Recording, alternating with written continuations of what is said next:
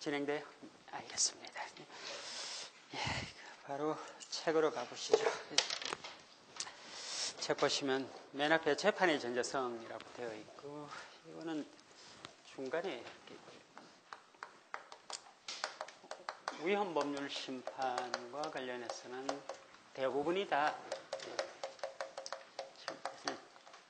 적법 요건에 관한 부분을 묻죠, 그죠?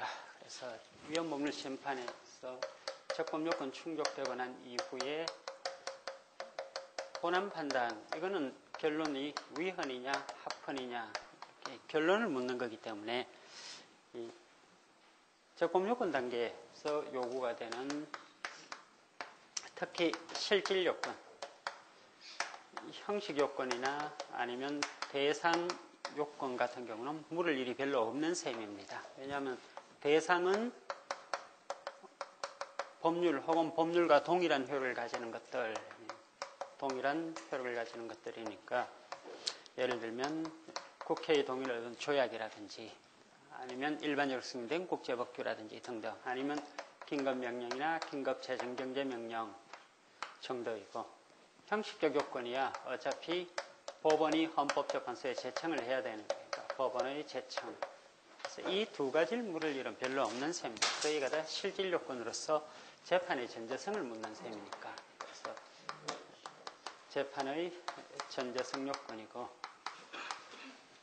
이 재판은 다다, 그죠? 판결, 결정, 명령 모두 다를 포함합니다. 판결, 결정, 명령 모두 다를 포함하는 거고, 전제성 같은 경우는 구체적인 사건이 법원에 계속 중일 것, 당연히 이때 계속 중인 것은 적법한 소송이 법원에 계속 중이어야 되고, 당해 사건에 적용되는 법률이어야 되고, 물론 이 적용되는 법률은 직접 적용되는 법률이 원칙이지만 예외적으로 간접 적용되는 법률도 재판의 전제성이 인정되는 경우가 있다 이거. 그리고 다른 내용의 재판.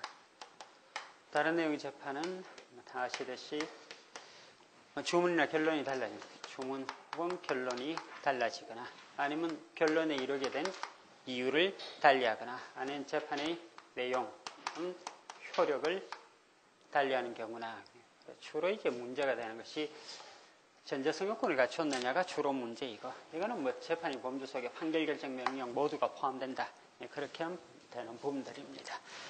그래서 1번에 재판의 전제성에 관한 설명 중 옳지 않은 것 이렇게 돼 있고, 1번 재판의 전제성에서 재판이라 하면 판결, 결정, 명령 등 형식 여하 그리고 본안에 관한 재판이거나 소송 절차에 관한 재판이거나를 불문하며, 또 신급을 종국조로 종결시키는 종국재판뿐 아니라 중간재판도 포함되고 재판 전부 다 포함. 그 다음에 2번 헌법재판소법 41조 1항의 재판에는 지방고원 판사의 영장 발부 여부에 대한 재판, 역시 영장 발부 여부에 대한 결정이니까 재판 속에 포함되어 가지고 당연히 재판이 범주 속에 들어갑니다. 그래서 구속영장 발부 단계에서 이루어진 처벌 규정 등의 위헌 여부에 대한 위헌 재청 신청 당연히 적법하다. 그 다음 3번 민사소송법 368조 2에 의하여 재청법원 또는 그 재판장이 하고자 하는 인지척부를 명하는 보정 명령이다, 그죠? 명령. 그래서 재판 속에 판결, 결정, 명령은 당해 소송 사건의 본안에 관한 판결 주문에 직접 관련된 것이 아니라 하여도 재판의 전제성에서 말하는 재판에 포함되며, 그다음 4번 법원이 향하는 증거체부 결정이죠, 그죠? 역시 마찬가지로 판결 결정할 때 결정, 증거체부 결정은 당해 소송 사건을 종국조로 종결시키는 재판은 아니라고 하더라도, 즉 종국재판이 아니라 하더라도 그 자체가 법원의 의사결정으로서 헌법재판소법 41조 1항 및 68조 2항의 2항에 규정된 재판에 해당하며, 그 다음에 5번 제청된 법률조항이 법원의 당해 사건의 재판에 직접 적용되지 않고 간접 적용되는 조항이라면 비록 그 조항의 위헌 여부에 따라 당해 사건의 재판에 직접 적용되는 규범의 의미가 달라짐으로써 재판에 영향을 미치는 경우라고 하여 재판의 전제성을 인정할 수 없느냐? 인정하죠, 그죠? 간접 적용되는 법률도 그 위헌 여부에 따라 직접 적용되는 법률의 위헌 여부가 결정되거나 아니면 재판의 결론을 달리하거나 등등, 그럴 때는 재판의 전제성이 인정된다. 6번 재판의 전제성은 법원에 의한 법률의 위헌 심판 재청 당시는 물론 위헌법률 심판 시점에도 충족되어라. 그래서 구체적 사건이 법원에 계속 중, 당해 사건에 적용되는 법률 다른 내용 재판, 특히 이 계속 중과 관련해 가지고 문제가 되는 부분이 법원이 위헌법률 심판 제청을 할 당시에는 구체적 사건이 법원에 계속 중이었는데 그 이후에 헌법재판소가 심판을 할 때 봤더니 재판이 예를 들면 소송상 인락이 되었다거나 상호 당사자가 화해를 했다거나 이렇게 해서 더 이상 당해 사건에 계속 중이지 않게 되면은 재판의 전제성이 인정되지 않습니다. 그래서 재청 시에도 계속 중이어야 되고 심판 시에도 계속 중이어야 되는데 다만 그죠? 재청 시에 이게 원칙은 그러한데 예외는 재청 시에는 법원에 계속 중이었는데 중간에 헌법재판소가 심판할 시에는 더 이상 계속 중이지 아니라고 하더라도 예외적으로 재판의 전제성이 인정되는 경우가 있고 그죠? 두 가지 경우. 그래서 하나는 그러한 분쟁의 반복 가능성이 있는 경우, 당해 법률의 위헌 여부가 반복 가능성이 있고, 아니면 기본권 침해, 기본권 침해의 반복 가능성, 기본권 침해의 반복 가능성이 있고, 그리고 헌법적 해명이 위헌 여부가 밝혀져야 될 헌법적 해명의 중대성이 있는 경우, 이런 경우에는 헌법재판소가 어떤 경우만 충족해도 위헌법률 심판 재청 시에만 적법요건 충족되어도 나중에 심판 시에는 더 이상 사건이 법원에 계속 중이지 않더라도 재판의 진정성을 인정하죠. 그죠? 그러나 6번처럼 원칙입니다. 그래서 위헌법률 심판 재청 시는 물론 심판 시점에도 충족되어야 한다.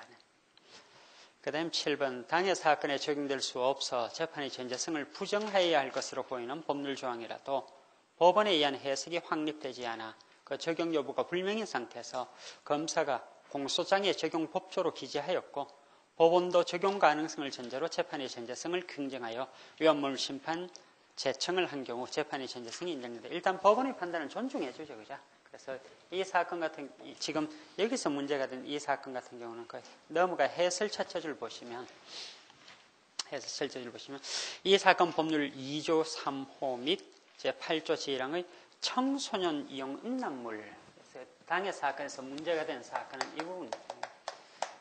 청소년을 이용한 음란물을 만약에 제작 등을 하게 되면 제작 등 반포 뭐 등등입니다. 소지 등을 하게 되면 이 처벌하는 규정인데 이 규정의 적용을 받게 된 가비란 사람이 기소가 되었는데 이 사람은 청소년 이용 음란물 제작 등죄로 기소가 되었는데 문제는 이 사람이 만든 청소년 이용 음란물이 만화입니다.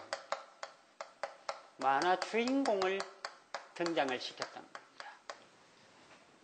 이렇게 이제 검사에 의해서 기소가 되었고 당해 소송을 담당하는 법원이 이 법률의 위헌 여부에 대해서 헌법재판소에 제청을 해왔는데 실제로 청소년 이용 음란물이 되기 위해서는 만화 주인공이 등장하는 것이 아니라 실제 청소년이 등장해야 된답니다. 그래서 실제 청소년이 등장해야 되지 실제가 아닌 가공의 인물이 만화 주인공이 등장하는 것은 청소년 이용 음란물에 해당하지 않습니다. 그럼 결국 당해 사건에 검사가 적용법조로 이 조문을 적용법조로 기재를 했고 법원이 혹시 이거 적용해야 되는 것 아닌지 의문스럽다는 이유로 헌법재판소에 이렇게 제청을 해오자 헌법재판소는 실제로 당해 사건은 이 법조문이 적용될 일이 없습니다.